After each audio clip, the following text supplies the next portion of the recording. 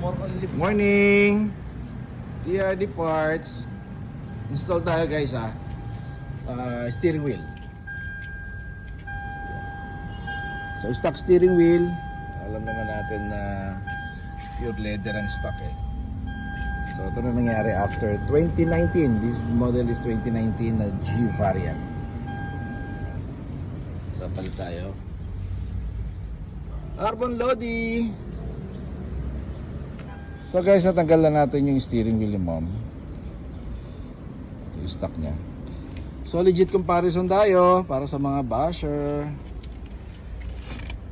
Check natin yung mga markings dito sa, since ito is stock. May mga markings yan. Yan yung mga sign or mga markings ng OEM o yung original. Katunayan na itong stock steering wheel ni sir o ni ma'am is OEM. Yan, pakita natin yung ating binenta sa kanya. So far naman nandyan yung mga markings, yung mga serial, then yung mga mark ng mga pen for quality control check. So yan naman yan.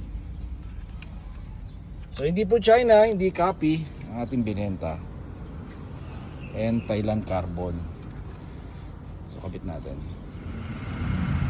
So installed dito sa 2019 Fortuner G variant. Okay, nakalimutan ko nga palang i-discuss guys o sabihin sa inyo kanina. Even this lip natin na carbon din is original ha.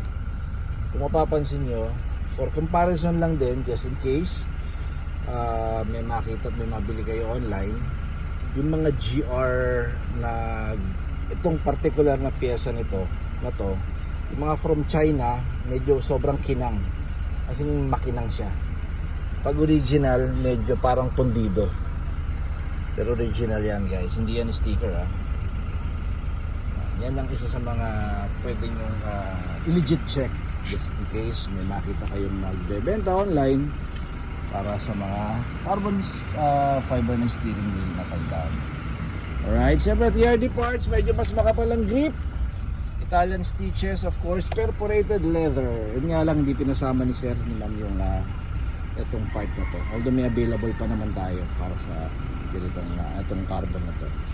Alright, so 30,000 for this one. Punta kayo rito sa Pasig. Follow for more TRD Parts Facebook page, TRD Parts TikTok and YouTube channel natin.